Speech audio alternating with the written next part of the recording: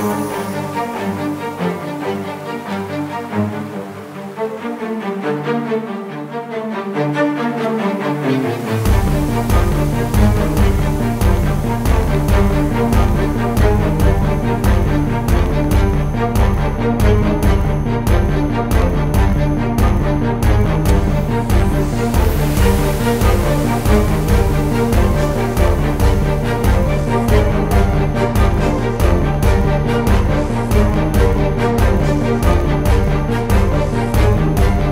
friends, நான் உங்க கணேஷ் ராகவ். இன்னைக்கு ஒரு அருமையான ஒரு வீடியோங்க. என்ன அப்படின்னா நம்ம மதுரை சித்திரை திருவிழா கள்ளழகர் ஆத்துல இறங்குற அந்த ஒரு நிகழ்வுக்கு போறோம். ரொம்ப ஃபேமஸான ஃபெஸ்டிவல். நான் வருஷம் எப்படியாச்சும் போயிடணும் அப்படின்னு நினைப்பேன். பட் நம்ம ஊர்லயே நிறைய ஃபெஸ்டிவல் நடக்கிறதுனால அது எல்லாத்தையும் முடிச்சுக்கிட்டு இந்த வருஷம் தான் நமக்கு வாய்ப்பு கிடைச்சிருக்கு. ஒரே நாள் அந்த கள்ளழகர் வைகை ஆற்றுல இறங்குற அந்த ஒரு நிகழ்வுக்கு தான் நம்ம போகிறோம், கலந்துக்க போகிறோம். அந்த நிகழ்வு பற்றியான அனைத்து விவரங்களும் இந்த காணொலியில் இருக்க போது வாங்க போகலாம். பயணத்துக்கு தேவையான வாட்டர் பாட்டில் அண்டு எனக்கு பிடிச்ச இந்த ஸ்நாக்ஸ் மில்க் பிக்கிஸ் க்ரீம். இது கேலரிஸ் ரொம்ப அதிகம் தான், பட் எனக்கு ரொம்ப பிடிக்கும். கன்னியாகுமரி எக்ஸ்பிரஸ் இதில் தாங்க நம்ம போகிறோம். இரவு 1 மணிக்கு அந்த மாதிரி வந்து மதுரை போய் சேரும். இது ஆக்சுவலாக நிறைய சித்திரை திருவிழா பற்றி நீங்கள் இந்த காணொலியில் தெரிஞ்சுக்க போகிறீங்க. நிறைய வரலாறு, எப்படிலாம் அந்த திருவிழா மாறி இருக்குது, அந்த திருவிழாவுடைய முக்கியத்துவம் எல்லாம் தெரிஞ்சுக்க போகிறீங்க. ரயில்வே ஸ்டேஷன் செம்ம க்ரௌடாக இருக்குது. சென்னை எக்மோர் அங்கே இருக்கும். அங்கேருந்து நம்ம போக போகிறோம் மதுரைக்கு. போகலாங்க. 5:20 ஈவினிங் நம்மளுக்கு ட்ரெயின் ஸ்டார்ட் ஆகுது.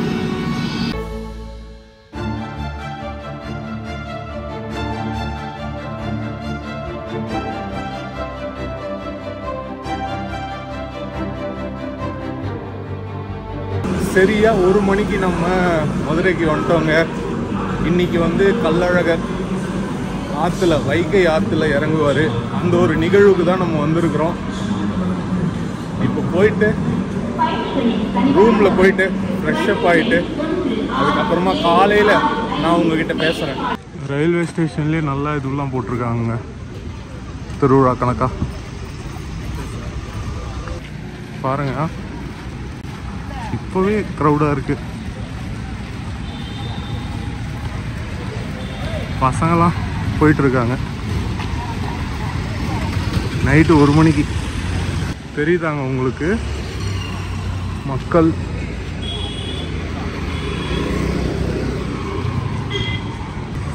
ரொம்ப அதிகமான கூட்டம் வர ஒரு ஃபெஸ்டிவல். பூரி ஜெகநாதர் கோயிலுக்கு அப்புறமா இது 2வது அதிக மக்கள் கூடுற ஒரு திருவிழா. ரொம்ப எக்ஸைட்டடாக இருக்கேன்.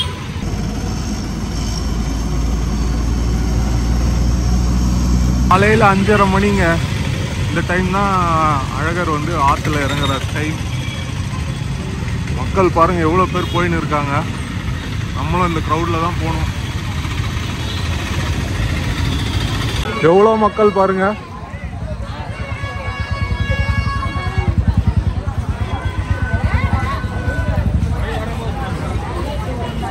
இங்கே பாருங்க, ஆற்றுல இருக்காரு அழகர். மேலே பிரிட்ஜில் இருந்து பார்க்குறாங்க பாருங்க மக்கள்.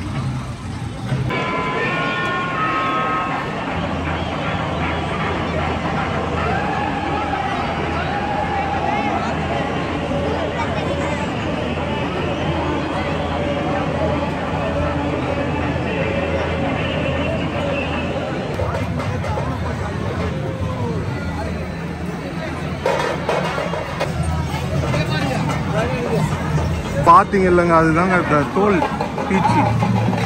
இதில் தான் தண்ணி பீச்சுவாங்க.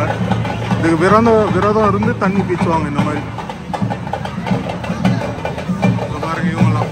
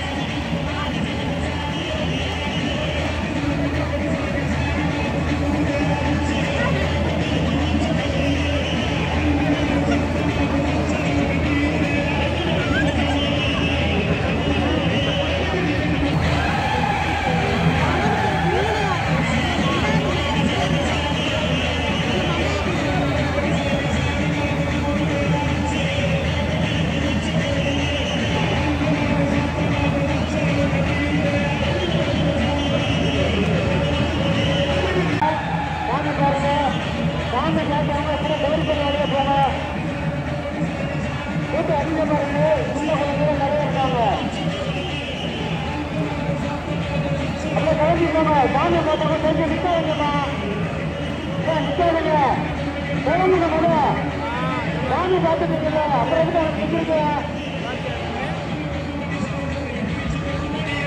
சாமி போட்ட விழுந்திருக்காங்க போகணுங்க அங்க எதுக்கு நிற்கிறீங்க கோரி காட்டுங்க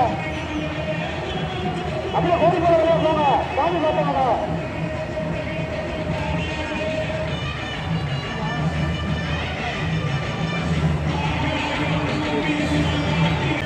அதிகமாக இருக்கு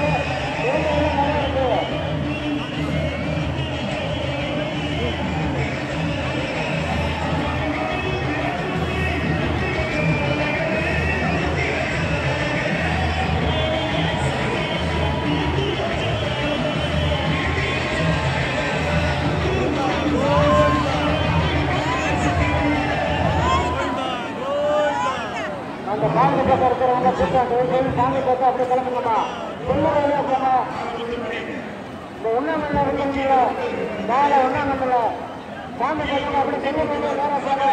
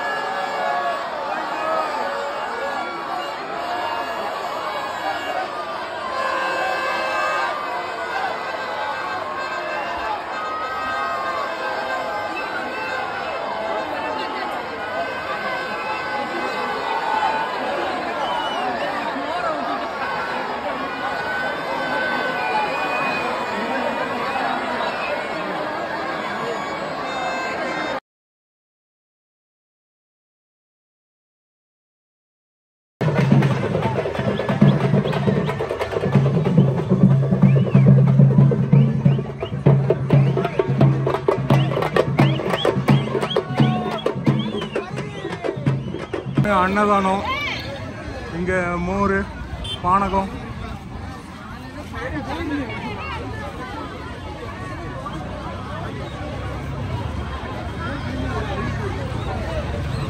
பார்த்துருப்பீங்க.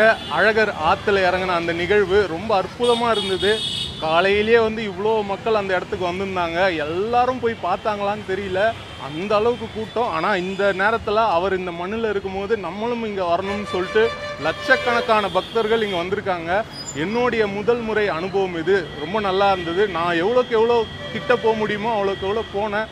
அங்கே நிறைய மக்கள், நிறைய இளைஞர்கள் அவங்க வந்து ரொம்ப என்ஜாய் பண்ணாங்க. தண்ணியை பீச்சி அடிச்சுக்கிட்டு அந்த மாதிரி மொட்டை அடிக்கிறாங்க. அதுக்கப்புறமா அந்த தோல், அந்த பீச்சி அடிக்கிற தண்ணி இதை வச்சு பீச்சி அடிக்கிறாங்க. அந்த மாதிரி நிறைய நிகழ்வுகள் நீங்கள் பார்த்துருப்பீங்க. இன்னும் இந்த திருவிழாவை பற்றி என்னென்னலாம் இருக்குன்றதை நம்ம போகும்போது அப்படியே பேசிகிட்டே போவோம். வாங்க.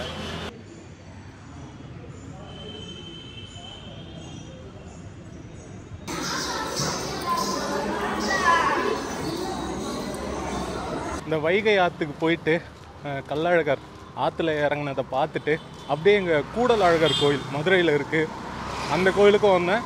இந்த கோயிலும் வந்து தனியாக ஒரு வீடியோவாக வரும், பாருங்கள்.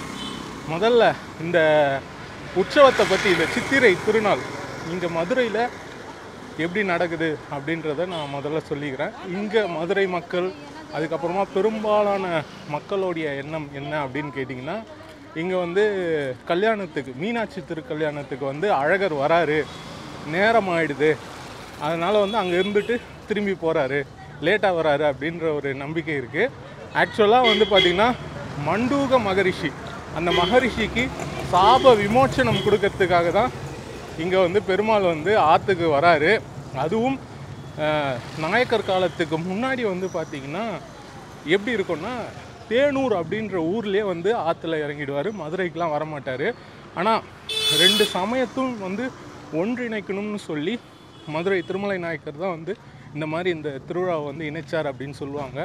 அதனால தான் வந்து பார்த்திங்கன்னா இப்படி இங்கே வரைக்கும், மதுரை வரைக்கும் வந்து இங்கே பெருமாள் வராரு. அது மட்டும் இல்லாமல் நிறைய சுவாரஸ்யமான தகவல்கள் கள்ளழகர் பற்றி இருக்குது. கள்ளழகர் யார் அப்படின்னா, அவர் அவ்வளோ அழகாக இருப்பார், வசீகரிக்கிற மாதிரியான ஒரு அற்புதமான அழகு. அந்த அழகுக்காக தான் இவ்வளோ மக்கள் வராங்க, எப்படியாச்சும் ஒரு செகண்ட் பார்த்துட முடியுமா அப்படின்னு சொல்லி. அதனால தான் அவர் பேர் கள்ளழகர். நம்மளுடைய மனசெல்லாம் திருடிடுவார். இப்போது அவர் வந்து பச்சை பட்டுடுத்தி தான் எப்பயுமே வந்து இறங்குவார். எப்பயுமே வந்து என்ன வஸ்திரத்தில் வராரு, என்ன வஸ்திரத்தில் வராரு அப்படின்னு சொல்லிட்டு கேட்பாங்க. எப்பயுமே பச்சையில் தான் வருவார். ஆண்டாள் கோயிலேருந்து, ஸ்ரீவில்லிபுத்தூர் ஆண்டாள் கோயிலேருந்து இதுவெல்லாம் வரும், மாலை, அந்த வாசனை திரவியம்லாம் வரும். அதெல்லாம் வந்து பார்த்திங்கன்னா அவர் மேலே படும்போது அந்த வஸ்திரத்தோடைய நிறம் மாறும். அதனால் வந்து எந்த நிறத்தில் இருக்கார், எந்த வஸ்திரம் வந்து எந்த நிறத்தில் இருக்குது அப்படின்னு ஒரு பேச்சு பொருள் வரும். ஆனால் அது எப்பயுமே அவர் வந்து அந்த பச்சை வஸ்திரத்தில் தான், அந்த பின் அந்த ராஜாவோடைய அந்த சூப்பர்மேன்லாம் போட்டிருப்பாங்க தெரியுங்களா, ராஜாலாம் போட்டிருப்பாங்க தெரியுங்களா, அது எப்பயுமே பச்சையில் தான் இருக்கும் அவருக்கு. ஆனால் மக்கள் வந்து என்ன வஸ்திரம் இந்த வருஷம் அப்படின்னு சொல்லிட்டு கேட்பாங்க. எப்பயுமே பச்சை தான். இதெல்லாம் வந்து சில தகவல்கள், சுவாரஸ்யமான தகவல்கள். அப்படியே இன்னும் இன்றைக்கி ஃபுல்லாக இங்கே தான் இருக்க போகிறோம், பேசுவோம் நிறைய. சித்திரை திருவிழா, இந்த கள்ளழகர் ஆற்றுல இறங்குற இந்த நிகழ்வு, இது நான் முன்னாடி சொன்ன மாதிரி இது ரெண்டு திருவிழா வந்து ஒன்றிணைத்தாங்க அப்படின்னு சொல்லுவாங்க. தை மாதம் நடந்துட்டு இருந்து தான் கள்ளழகர் வந்து ஆற்றுல இறங்குறது. அதை வந்து சித்திரைக்கு மாற்றினதாக வந்து நம்பப்படுது. முன்னாடி சொன்ன மாதிரி தேனூரில் வந்து நடந்திருக்கு. இப்போது மதுரை வரைக்கும் வராரு. ஒரு 10 நாள் திருவிழா, அதில் 3 நாள் கோயிலுக்குள்ளேயே, அதுக்கப்புறமா 7 நாள் பெருமாள் வந்து பயணம் பண்ணுறாரு. இதில் நிறைய சுவாரஸ்யமான விஷயங்கள். அதில் ரொம்ப முக்கியமானது என்ன அப்படின்னு கேட்டிங்கன்னா, பெருமாளுக்கு செய்கிற அந்த பிரசாதம் தளிகை, அது எல்லா பெருமாள் கோயில்கள்லையும் வந்து பார்த்திங்கன்னா அந்த கோயிலேருந்தே அவருடைய பிரசாதம் வந்து செய்யப்பட்டு கொண்டு வரப்படும். ஆனால் இந்த கோயிலில் மட்டும் அவர் வந்து இவ்வளோ தூரம் வராரா, வழியில் யார் யார் என்னென்ன பிரசாதம் கொடுக்குறாங்களோ அதை ஏற்றுக்கிறாரு. அதில் இந்த பெருமான், இந்த கள்ளழகர் வந்து ஒரு தனித்துவம் அப்படின்னு நான் சொல்லுவேன். இதுக்கப்புறமா இங்கே வர மக்கள் வந்து ஒரு விதமான வேண்டுதல்கள், அந்த தண்ணி பீசுறதுக்கு வந்து அதுக்குன்னு ஒரு காஸ்டியூம், அதுக்கப்புறமா அந்த தோல் பை, அது வந்து வருஷம் எடுப்பாங்களாம், வருஷம் வாங்குவாங்களாம். அதுக்கப்புறமா அதே மாதிரி வந்து அதை வந்து அப்புறப்படுத்துவாங்களாம், ஆற்றுல போட்டுருவாங்க அப்படின்னு சொன்னாங்க. அந்த மாதிரி நிறைய பாரம்பரியம், பண்பாடு நிறைந்த ஒரு திருவிழா இந்த அழகர் ஆற்றுல இறங்குற திருவிழா. இதுதாங்க, இவ்வளோ விஷயம் இருக்குங்க அந்த திருவிழாவில். கண்டிப்பாக உங்கள் லைஃப் டைமில் 1 டைம் வந்து நீங்கள் இதை அனுபவிக்கணும்னு நான் சொல்லுவேன்.